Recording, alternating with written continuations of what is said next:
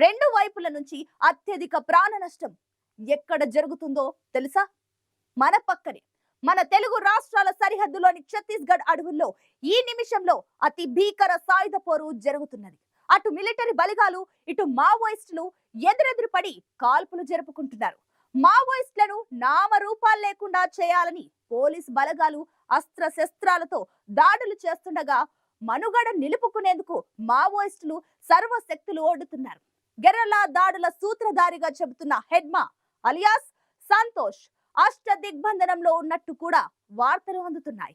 ఇనుప గుండ్లు, ఉక్కు గుండెల మధ్య సాగుతున్న పోరులో నేల కొరుగుతున్న ప్రాణాలను చూసి పచ్చని పల్లెలు తల్లడిల్లుతున్నాయి.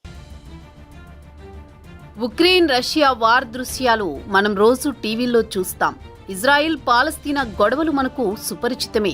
దశాబ్దం క్రితం ముగిసిన ఎల్టీటీఈ పోరు ఇంకా మన కళ్లలో మెదులుతూనే ఉంది. కానీ మనకు కనిపించని, వినిపించని భీకర పోరు మన పక్కనే జరుగుతోంది. మధ్య భారతదేశంలో దండకారణ్యం విస్తరించిన సువిశాల భూభాగంలో ఇప్పుడు ఓ యుద్ధమే జరుగుతోంది.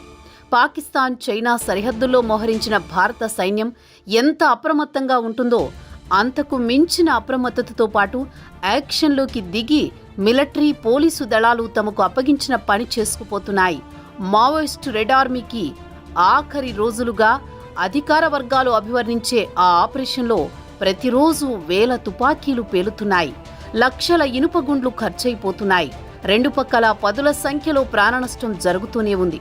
ఇప్పుడు ఈ క్షణంలో కూడా అక్కడ ఎన్కౌంటర్ అని సాధారణ పదంలో చెప్పే మహా సంగ్రామం సాగుతోంది. అధికారిక లెక్కల ప్రకారం 13 రాష్ట్రాల్లో ప్రభావం కలిగిన మావోయిస్టులు అతి పెద్ద సైజు రెడ్ ఆర్మీని నిర్మించారు.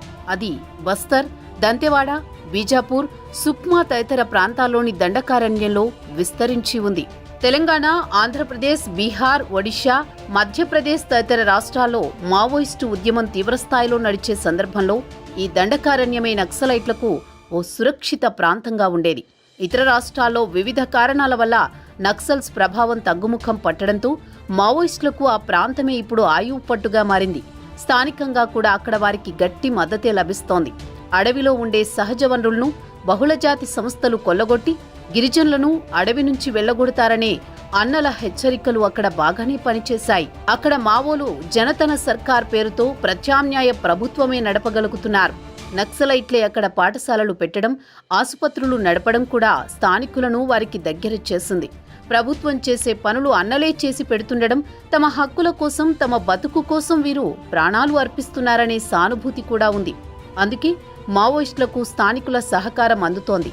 ఫలితంగానే వేలాది మంది చుట్టుముట్టినా నక్సల్స్ ఇంకా అక్కడ పోరాటం చేయగలుగుతున్నారు. అన్ని రాష్ట్రాల్లో మావోయిస్టు ఉద్యమాన్ని నామమాత్రంగా చేయగలిగినా ఛత్తీస్గఢ్ రాష్ట్రంలో కేంద్రీకృతమైన నక్సలైట్లు మాత్రం ఇంకా బలంగానే ఉండడాన్ని కేంద్ర రాష్ట్ర ప్రభుత్వాలు తీవ్రంగా పరిగణిస్తున్నాయి. ప్రస్తుతం ప్రపంచవ్యాప్తంగా కూడా కమ్యూనిస్టు భావజాల సాయుధ పోరాటం కొన్ని దేశాలకే పరిమితమైంది.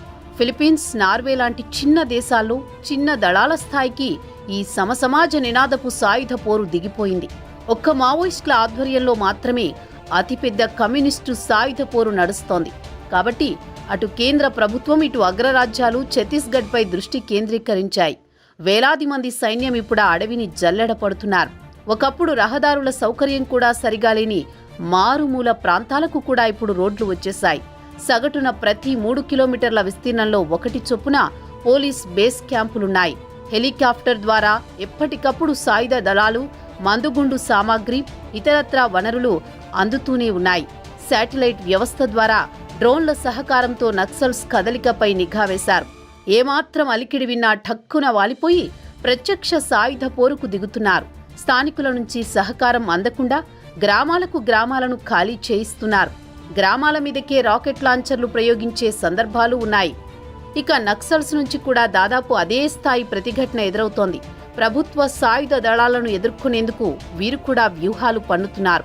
డ్రోన్లకు, శాటిలైట్లకు దొరకకుండా అడవిలో బంకర్లు నిర్మించుకుని తలదాచుకుంటున్నారు. సొరంగ మార్గాల ద్వారా రాకపోకలు సాగిస్తున్నారు. రహదారులపై ఎక్కడికక్కడ ల్యాండ్ మైన్లు పెట్టి ఉంచారు. అడవి వారికి కొట్టిన పిండి కావడంతో ఎప్పటికప్పుడు షెల్టర్లు మార్చి మరీ అప్రమత్తంగా ఉంటున్నారు. అయినా సరే అప్పుడప్పుడు సాయుధ బలగాలు, మావోయిస్టులు ఎదురెదురు పడడం, ఎన్కౌంటర్లు జరగడం సాధారణమైపోయింది. ముఖ్యంగా గెరిల్లా దాడులు నిర్వహించడంలో ఆరితేరిన యువ మావోయిస్టు హెడ్మా నాయకత్వంలో మావో దళాలు రాటుదేలాయని చెబుతున్నారు. పోలీసులపై దాడులకు దిగడం, మందుపాత్రలు పేల్చడం, బేస్ క్యాంపులపై దాడి చేయడం లాంటి చర్యలను హెడ్మాని సూత్రధారి అని పేర్కొంటూ ఇప్పటికే ప్రభుత్వం 26 కేసులు పెట్టింది.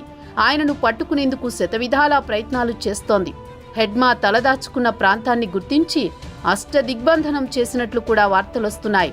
ఇప్పుడు ఛత్తీస్గఢ్ అడవుల్లో ఎక్కడ ఎన్కౌంటర్ జరిగినా అందులో హెడ్మా ఉన్నాడా అని ఆరా తీయడం పరిపాటి అయింది.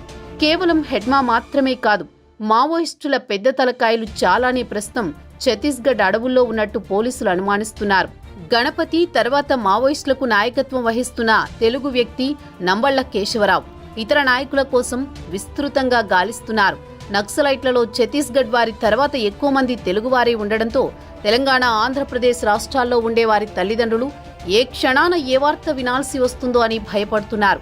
అప్పుడప్పుడు మాత్రమే జరిగే ఎన్కౌంటర్లు ఇప్పుడు ప్రతిరోజు జరుగుతున్నాయి. అటు పోలీసులు, ఇటు నక్సలైట్లు ఏమాత్రం తగ్గడం లేదు.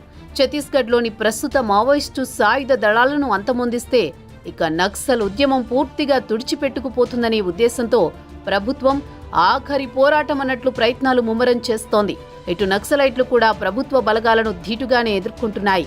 దీంతో అక్కడ ప్రతిరోజు ఎన్కౌంటర్లు జరుగుతూనే ఉన్నాయి.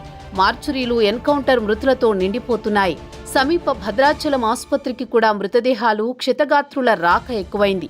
ఏ రోజు ఎవరి మరణ వార్త వినాల్సి వస్తుందేమోనని స్థానిక ప్రజలు ఆందోళనతో ఉన్నారు. కేవలం నక్సలైట్లే కాదు, పోలీసుల నుంచి కూడా ప్రాణనష్టం ఎక్కువగానే జరుగుతున్నట్లు వార్తలు వస్తున్నాయి. तेवढे सुकमा के सीमावर्ती थाना अरनपुर अंतर्गत दरबा डिविजन माओवादी कैडर का सूचना का आधार पर ही police team Dantewada DRG team गश्त में रवाना हुए थे, जहां पर इन्फॉर्मेशन तो उधर पुलिस ने सर्चिंग के दौरान एक मुठभेड़ भी हुए थे। उसमें कुछ संदिग्ध माओवादी को पुलिस ने हिरासत में लेकर लौटा रहे थे। शेष टीम अंदर लगातार सर्चिंग अभियान में जारी रहा। जिस टीम वापस लौटा रहे थे उनमें से अरनपुर और समेली के बीच में एक गाड़ी को माओवादी द्वारा टारगेट की गई थी IED ब्लास्ट के माध्यम से। उसी में सवार सभी हमारा DRG कमांडोज एवं जो वाहन चालक है, कुल 11 लोग का शहादत हो गए थे। उस इलाका पूर्व में काफ़ी प्रभावित रहा है। उसके बाद फिर लगातार ऑपरेशन के माध्यम से काफ़ी आगे बढ़ चुके थे हम लोग, अरनपुर से लेकर आगे जगरोंडा तक। మొత్తం మీద ప్రస్తుతం ప్రపంచంలోని ఏ మహా సాయుధ పోరుకు తీసిపోని విధంగా చావో రేవో అన్నట్లుగా మావోలు, పోలీసుల పోరు కొనసాగుతోంది. కేంద్ర హోంశాఖ ప్రతిరోజు నేరుగా పరిస్థితిని పర్యవేక్షిస్తూ అవసరమైన అండదండలు అందిస్తున్నాయి. మిలిటరీ దళాలు ముప్పేట దాడిని ఎదుర్కొని మావోయిస్టులు ఎలా నిలబడతారనేది ఆసక్తికరంగా మారింది.